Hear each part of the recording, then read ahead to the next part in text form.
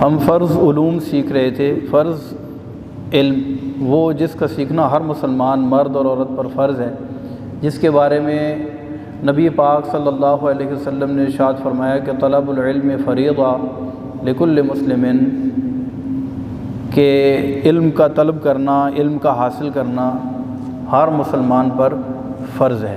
اب یہ فرض علم جو ہے یہ بیسیکلی 3 قسم کا ہوتا ہے۔ ایک تو عقائد کا علم بالدلائل، اور دوسرا اعمال کا علم، یعنی اعمال کے متعلق جو احکام شرعیہ ہیں، اب وہ اعمال عبادات ہوں یا معاملات ہوں، ان کا علم سیکھنا جو ہے یہ فرض ہے۔ اور تیسری چیز ہوتی ہے گناہوں کے بارے میں معرفت حاصل کرنا، کہ کون سا کام گناہ ہے اور کون سا کام کرنے سے اللہ تبارک و تعالی ناراض ہوتا ہے۔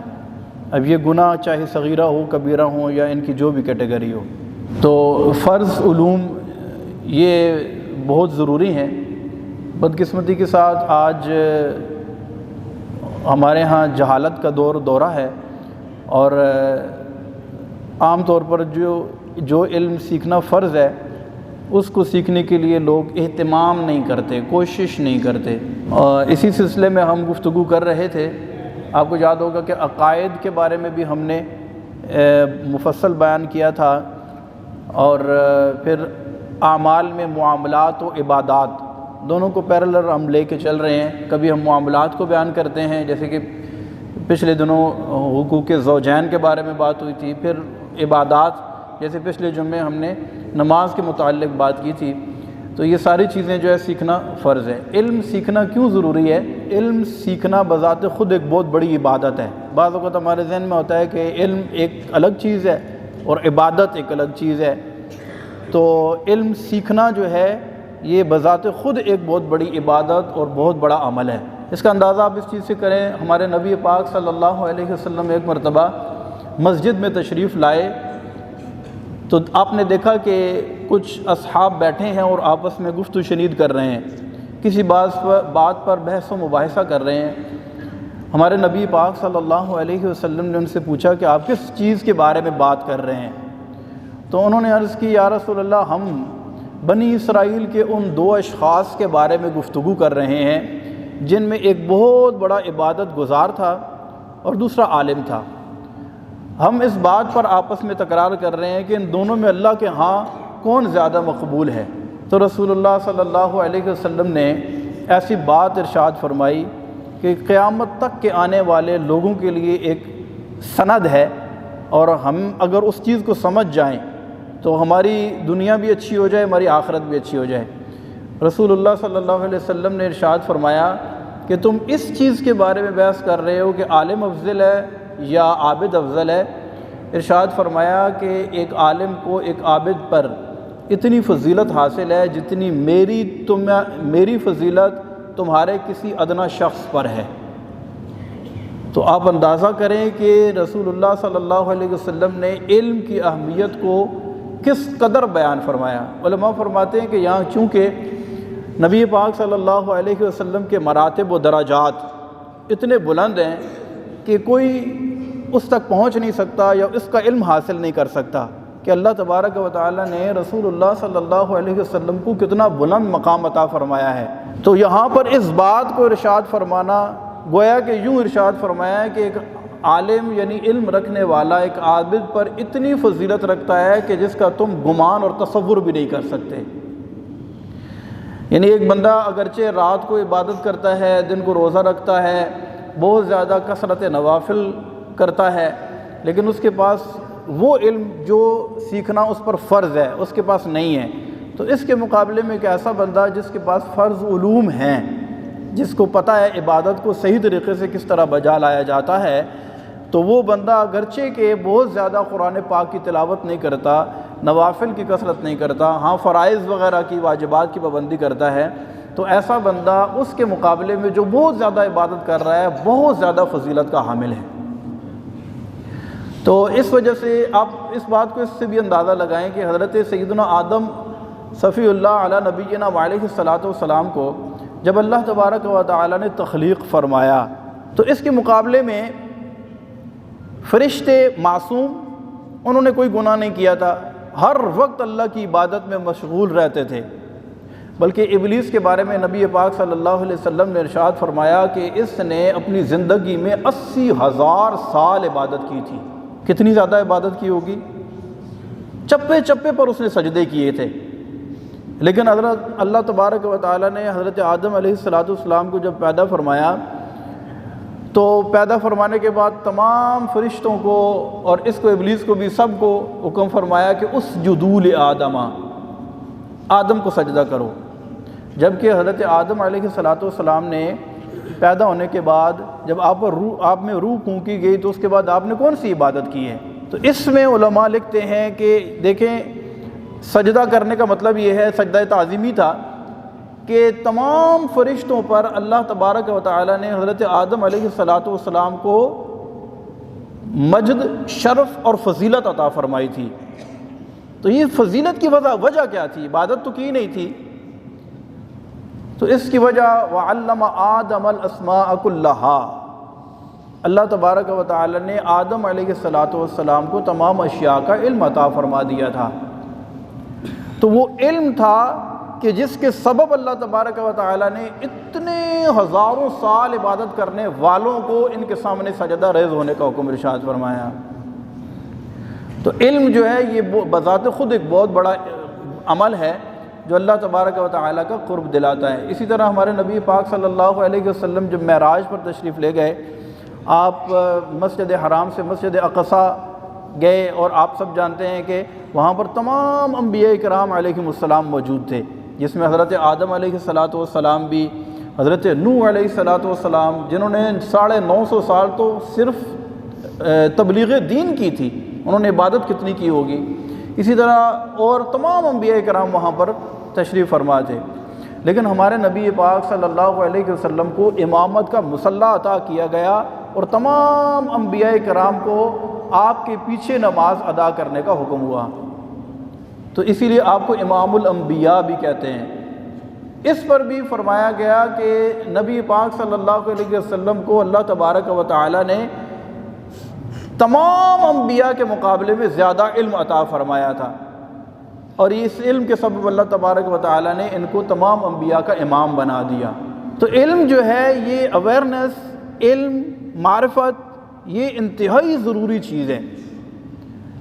آج ہم یہ دیکھتے ہیں، عام طور پر مشاہدہ کرنے کو ملتا ہے کہ لوگ پہلی بات تو یہ ہے کہ آپ کو پتہ ہے کہ فرض عبادات کا بھی اتنا فقدان ہے کہ لوگ فرض نماز کی طرف بھی اتنے زیادہ مائل نہیں ہیں، اور جو ہیں بھی وہ شاید یہ سمجھتے ہیں کہ ہم جس طرح پڑھ رہے ہیں بس ٹھیک ہے، چل رہا ہے نظام، نہیں، بلکہ ہم نے اپنی عبادات کو درست کرنا ہے، صحیح کرنا ہے، اگرچہ وہ تھوڑی ہوں۔ یعنی اس کو آپ یوں بھی سمجھیں کہ ایک بندہ اگر فرض ادا کرتا ہے لیکن وہ ٹھیک ادا کرتا ہے، اور اس کے مقابلے میں ایک بندہ بہت زیادہ نوافل پڑھتا ہے، دن کو ایک پورا قرآن پاک ختم کرتا ہے، لیکن وہ جس طریقے سے پڑھ رہا ہے، جس طریقے سے وہ عبادت کر رہا ہے، اس کے اندر بہت سارے نقائص ہیں، یعنی اس طریقہ کار کے مطابق وہ نہیں عبادت کر رہا جس طرح اللہ کے رسول صلی اللہ علیہ وسلم نے تعلیم ارشاد فرمائی ہے۔ تو ایسا بندہ جو خالی فرض پڑھتا ہے لیکن پڑھتا ٹھیک ہے، تو وہ اس کے مقابلے میں بہت زیادہ فضیلت کا حامل ہے۔ تو اسی لیے جو ہے فرض علوم کا سیکھنا یہ بہت ضروری ہے، موسٹ امپورٹنٹ ہے، بہت ضروری۔ اور اسی سلسلے میں ہم پچھلے جمعے جو ہے وہ نماز کے متعلق بات کر رہے تھے کہ نماز میں سب سے پہلی شرط جو ہے وہ طہارت ہے، سب سے پہلی شرط، کہ شرط سے مراد یہ ہے کہ نماز شروع کرنے سے پہلے ان 6 چیزوں کا پورا کرنا ضروری ہے، ادروائز نماز نہیں ہوگی۔ اور اس کی مثال ہم نے دی تھی کہ سمجھنے کے لیے کہ ایسے ہی ہے کہ جیسے کوئی بندہ اس طرف منہ کر کے کوئی نماز پڑھے تو اس کی نماز نہیں ہوگی، یہ ایک سمپل سی مثال ہے، کیونکہ استقبال قبلہ فرض ہے۔ تو اسی طرح جو ہے شرائط میں جیسے طہارت ہے، اسی طرح ستر عورت ہے، استقبال قبلہ، وقت، نیت، تکبیر تحریمہ، یہ ساری چیزیں شرائط میں شامل ہیں۔ تو جس طرح اس طرف منہ کر کے نماز نہیں ہوتی، تو اسی طرح اگر کسی نے طہارت جس میں وضو ہے، غسل ہے، اگر اس نے صحیح طریقے سے اس کو پرفارم نہیں کیا، صحیح طریقے سے طہارت کا فرض پورا نہیں کیا، تو اسی طریقے سے مطلب اس کی نماز بھی نہیں ہوگی۔ تو اس کو سیکھنا جو ہے یہ بھی فرض علوم میں آتا ہے، یہ ہمارے اوپر فرض ہے کہ ہم صحیح طریقے سے سیکھیں۔ یہ پیورٹی، طہارت، پاکیزگی، صفائی ستھرائی، ویسے بھی یہ اسلام کا حسن ہے۔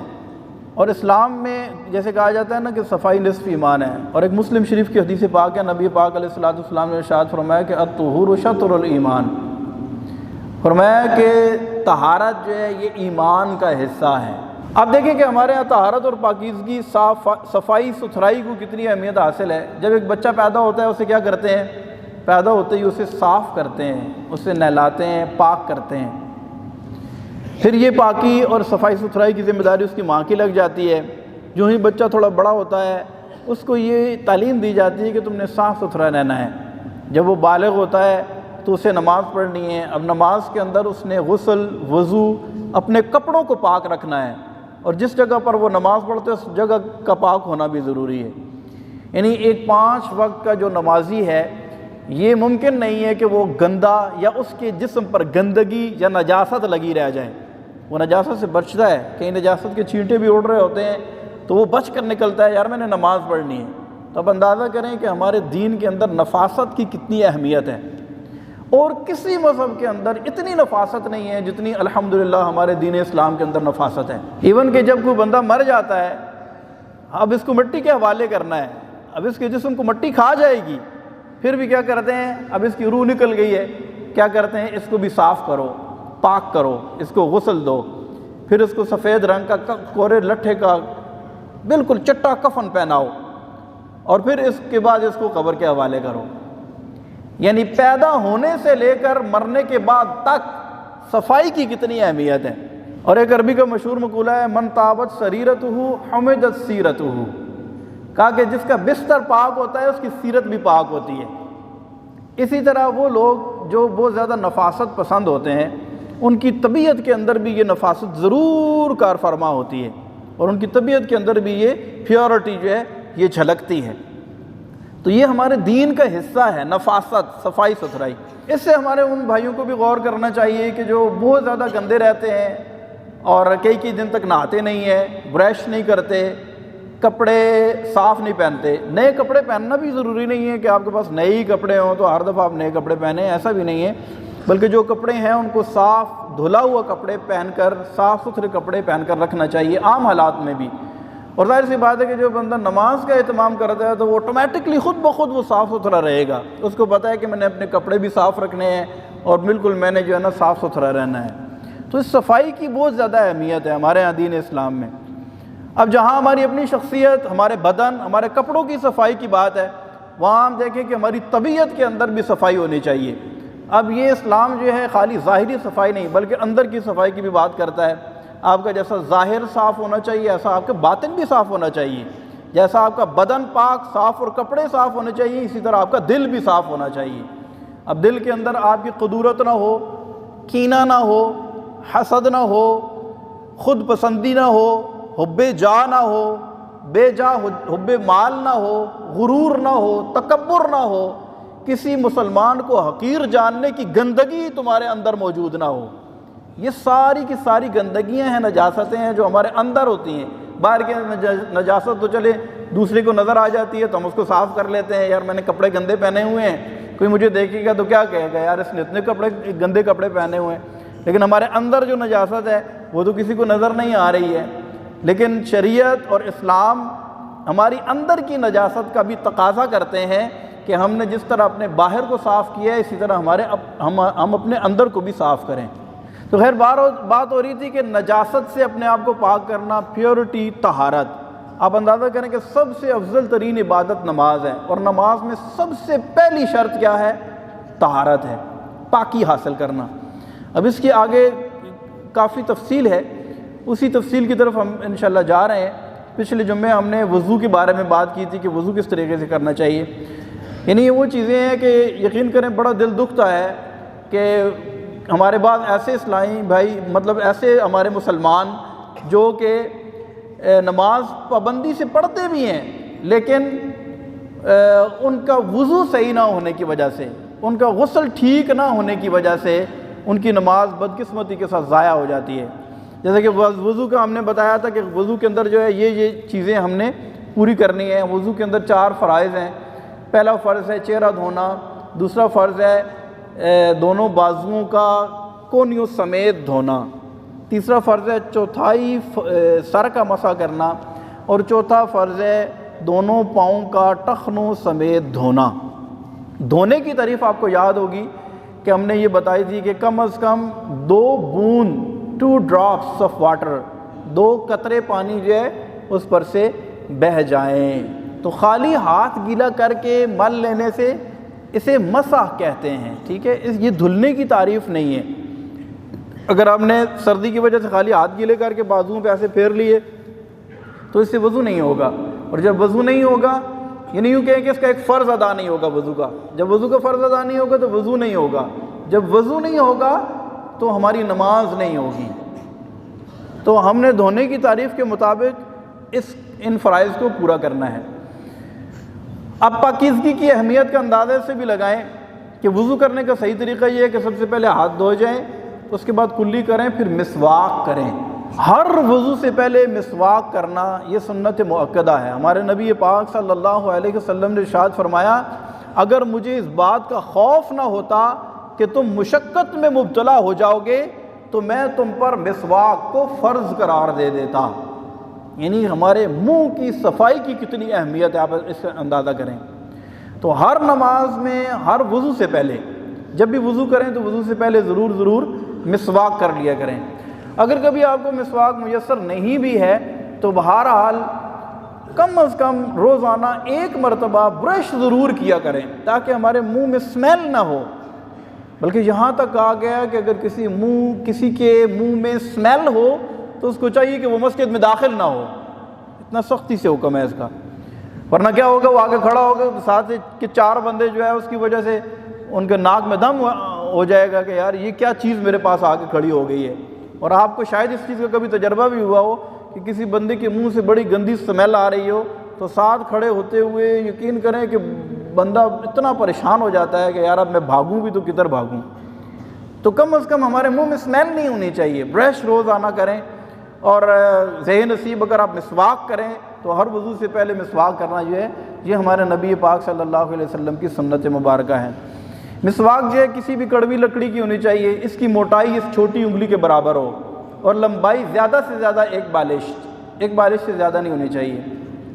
اس کا طریقہ کار یہ ہے کہ مسواک کو اس طرح رکھیں کہ چھوٹی انگلی نیچے ہو اور یہ 3 انگلیاں مسواک کے اوپر، اور اس طریقے سے مسواک کو پکڑ کر پہلے سیدھی طرف سے شروع کریں، اوپر والے دانت، پھر الٹی طرف، پھر سیدھی طرف سے نیچے والے، اور اسی طرح پھر اس کے بعد مسواک کو دھوئیں اور 3 مرتبہ یہ عمل دہرانا ہے۔ یہ مسواک کرنے کا سنت طریقہ ہے، آپ کر دیکھیں، اتنے زیادہ اس کے فضائل ہیں، بلکہ یہاں تک کہا گیا کہ موت کے علاوہ ہر بیماری کی شفا مسواک میں رکھی گئی ہے۔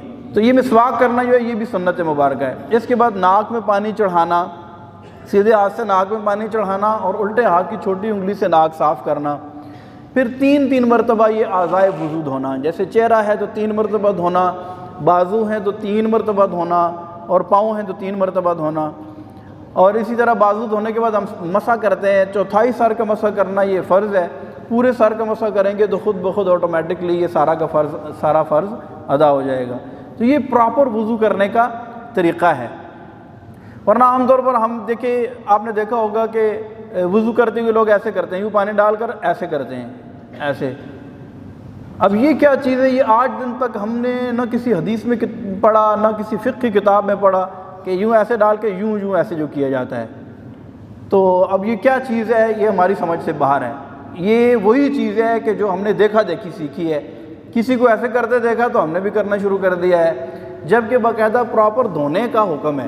اور دھونے کے اندر بھی ایک بات ضرور ذہن میں رکھیے گا کہ ہم نے بے دریغ پانی ضائع نہیں کرنا ہے۔ ان المبذرین کانوا اخوان الشیاطین وکان الشیطان لربہ کفورا، یہ بے جا جو ضائع کرنا ہے نا، اسراف، یہ اسراف بھی ٹھیک نہیں ہے۔ ٹوٹی اتنی کھولیں کہ جتنا آسانی سے آپ وضو کر لیں۔ مسح کرتے ہوئے اگر آپ آرام سکون سے مسح کرتے ہیں سنت کے مطابق تو اس دوران اپنی ٹوٹی کو بند کر دیں، کیونکہ اس دوران بھی جو پانی بہہ رہا ہے یہ بھی اسراف میں آتا ہے۔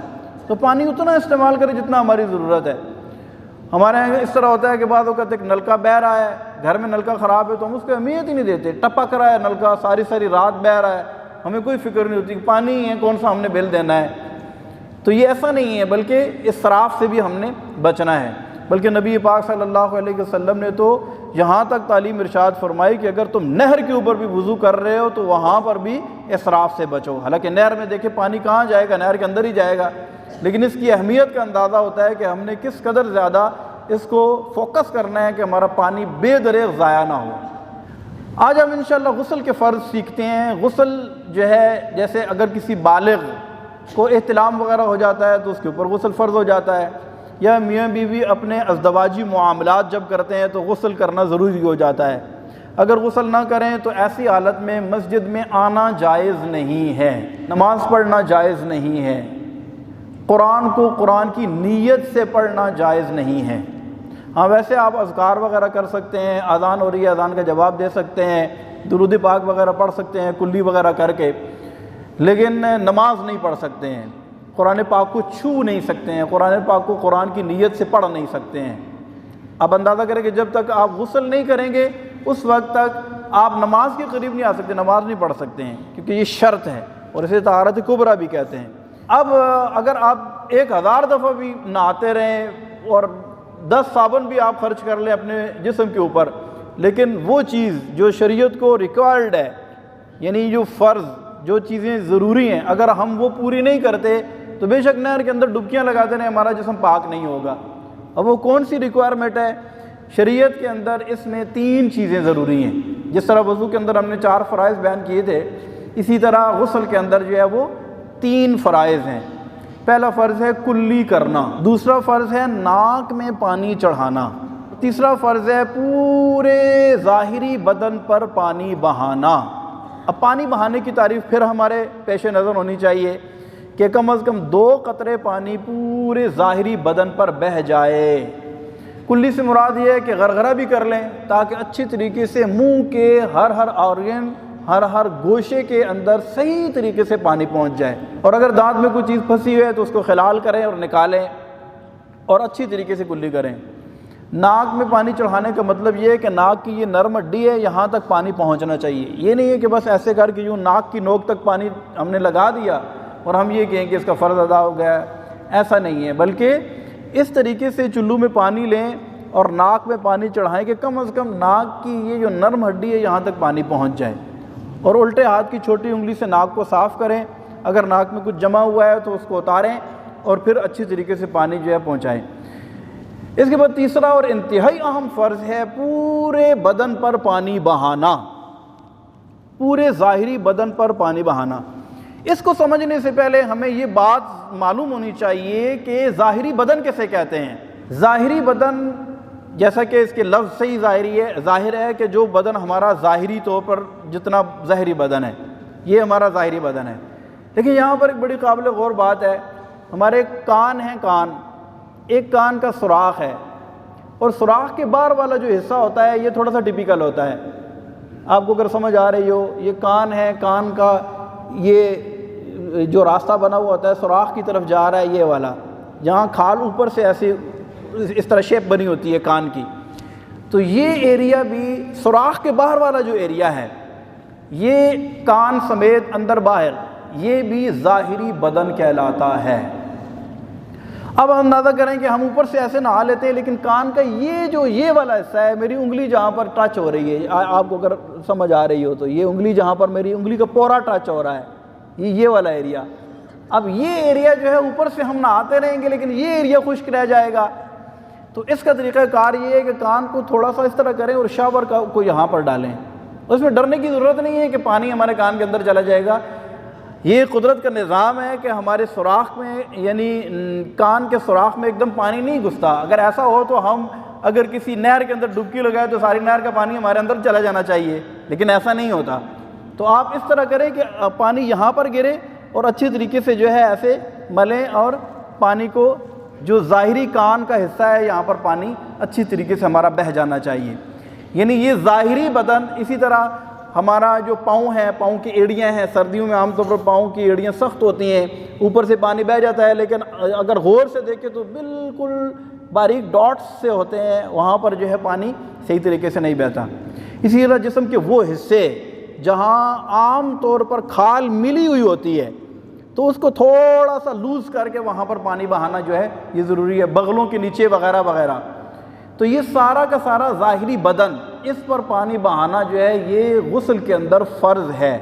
اب یہ 3 فرائض ہم اس طریقے سے اگر پورے کریں گے تو ہمارا بدن پاک ہوگا، اور اگر ہم نے اس کی احتیاط نہیں کی اور جسم پر کوئی حصہ خشک رہ گیا تو پھر ہمارا غسل نہیں ہوگا۔ غسل نہ ہونے کی صورت میں ہمارا یہ طہارت کا فرض شرط پوری نہیں ہوگی اور نتیجتاً ہماری نماز نہیں ہوگی۔ تو یہ بہت زیادہ اہم چیزیں تھیں جو ہم نے آپ کی خدمت میں عرض کی۔ اللہ تبارک و تعالی ہمیں ان کو سمجھنے، ان کو یاد کرنے اور ان پر عمل کرنے کی توفیق عطا فرمائے۔ آمین بجاہ النبی الامین۔